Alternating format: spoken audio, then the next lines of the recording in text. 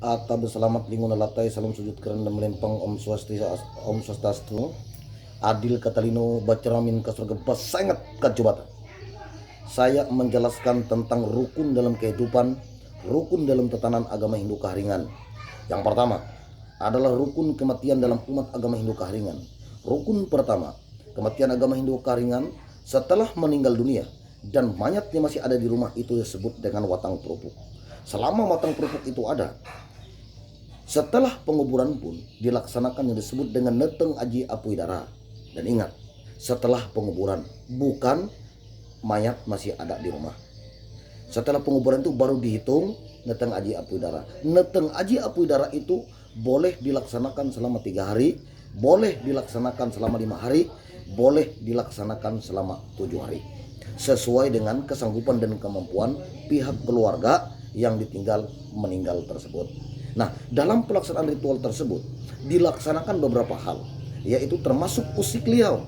Usik liau di dalamnya yang disebut dengan usik liau ini, yaitu 1. Kelereng liau, 2. Keleker liau, 3. Ceramin liau, 4. Sawung manu liau. Semua dilaksanakan sesuai dengan tatanan dan perintah leluhur, karena diyakini di dalam umat Hindu Kahringan itu, di dalam ritual ini, usik liau diyakini adalah merupakan harta benda kekayaan yang akan dibawa ke alam nirwana. Karena Kahringan tidak ada di dalam arti tidak mengenal yang disebut dengan sorga atau neraka, tetapi mengenal yang disebut dengan nirwana. Di dalam penaturan itu disebut lewutatau dia numpang tulang isen kembali suuhat. Rumah dan tempat atau pertemuan yang kaya raya, kota yang kaya, tempat di mana bersemayamnya justuha Allah Ta'ala atau ranying hararat. Itu yang pertama. Yang kedua, dalam sakralnya agama Hindu Kahringan, dalam sakral agama Hindu Kahringan ini mensakralkan semua yang disebut dengan Gunung Lumut, dan itu hanya ada di dalam agama Hindu Kahringan, tidak ada di dalam kepercayaan lain. Itu. Nah, setelah proses neteng aji apuidara, kelanjutan daripada itu selama 3 tahun berturut-turut itu dilaksanakan yang disebut dengan ngalangkang. Ngalangkang adalah memberikan sesajen sesuai dengan tingkat pelaksanaannya selama 3 tahun itu berturut-turut, dan proses itu pun tetap dilaksanakan yang disebut dengan usik liau. Setelah itu, walaupun kita tidak mampu melaksanakan ritual akhir yang disebut dengan wara, proses namak kita laksanakan. Namak ini adalah sebuah pembongkaran tulang, pemindahan tulang ke tempat tulang yang baru, dan prosesnya disucikan. Siapa yang mensucikannya? Pertanyaannya itu. Pertanyaannya adalah, dan jawabannya adalah para penghulu adat dan para orang-orang tetua-tetua di dalam agama Hindu Kahringan yang diyakini mampu berkoordinasi dan berbicara terhadap roh yang meninggal tersebut sesuai dengan keyakinan orang Kahringan. Itu. Lalu yang ketiga, proses wara. Wara ini dapat dilaksanakan ada tiga jenis. 1. Pada saat mayat di dalam rumah itu disebut dengan loyang. Loyang dapat dilaksanakan selama mayat masih ada di rumah. Proses usik liau pun tetap dilaksanakan.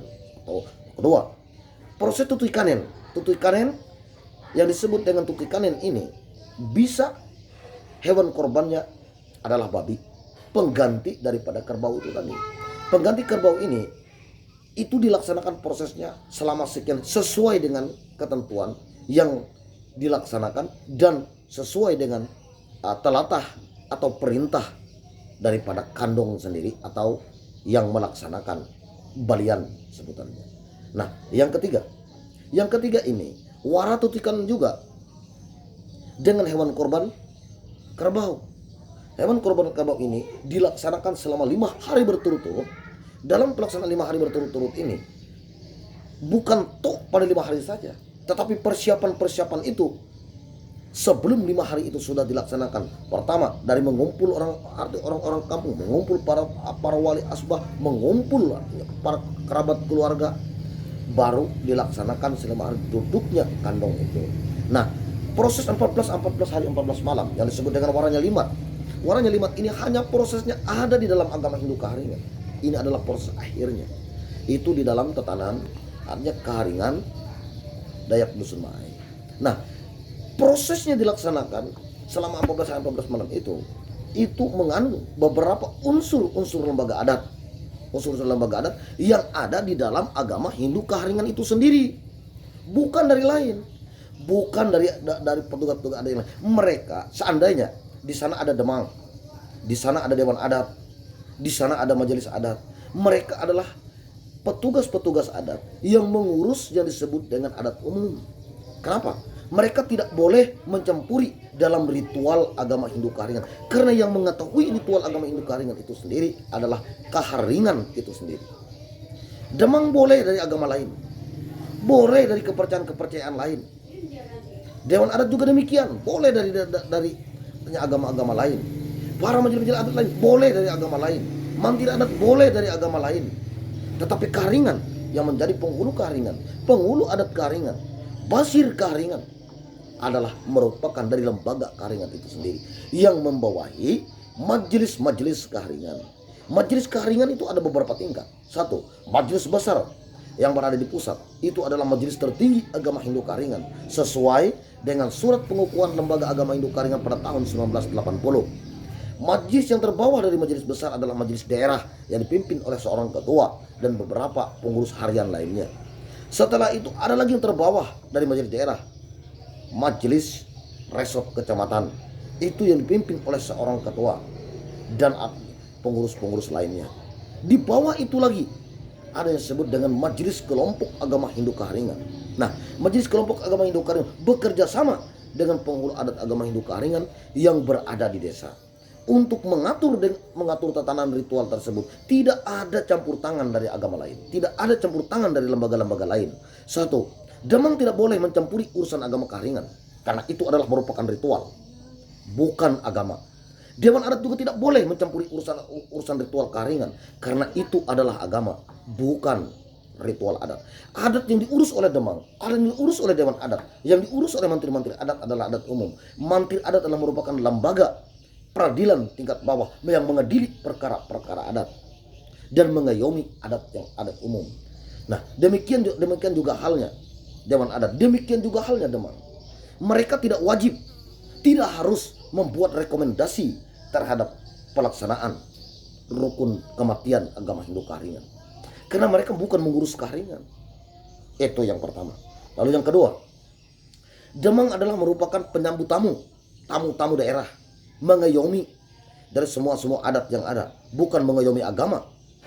Demikian juga mantir adat, demikian juga dewan adat. Mereka mengayomi, bukan mengayomi dan mengurus tentang agama. Agama diurus oleh lembaga sendiri, lembaga majelis-majelis tersendiri. Ini jawaban dari saya sebagai umat agama Hindu Kaharingan yang meyakini tentang agama Hindu Kaharingan. Kaharingan melaksanakan upacara, melaksanakan acara ritual. Siapa teman yang bekerja sama? Bekerja sama dengan aparat keamanan untuk menjaga keamanan dalam lingkungan ritual tersebut. Penjelasan ini dapat dipegang, dapat didengar oleh siapapun, karena Kaharingan mendukung penuh proses pelaksanaan undang-undang pemerintah. Demikian juga seluruh pelaksanaan di dalam tatanan pemerintahan didukung penuh oleh agama Kaharingan. Kaharingan lembaga agama, camkan itu dan ingat itu. Kaharingan lembaga agama, bukan lembaga adat. Nah, adat yang tertuang di dalam agama Kaharingan, adat yang tertuang di dalam agama Kaharingan bukan adat biasa, tetapi adat ritual agama Hindu Kaharingan. Tidak boleh dicampur aduk. Nah, sewajibnya siapapun yang ingin bertanya, jangan salah tempat bertanya. Tanyalah kepada orang Kaharingan itu sendiri, karena Kaharinganlah yang memiliki ritual itu, yang tahu ritualnya. Tidak boleh lembaga-lembaga lain, lembaga adat lain mencampuri urusan agama Hindu Kaharingan. Demikian yang dapat saya sampaikan. Tabe selamat Dingun Nalatai, Om Swastiastu, Adil Katalino, Bacoramin Kacuraga, Basengat Kajubata. Harus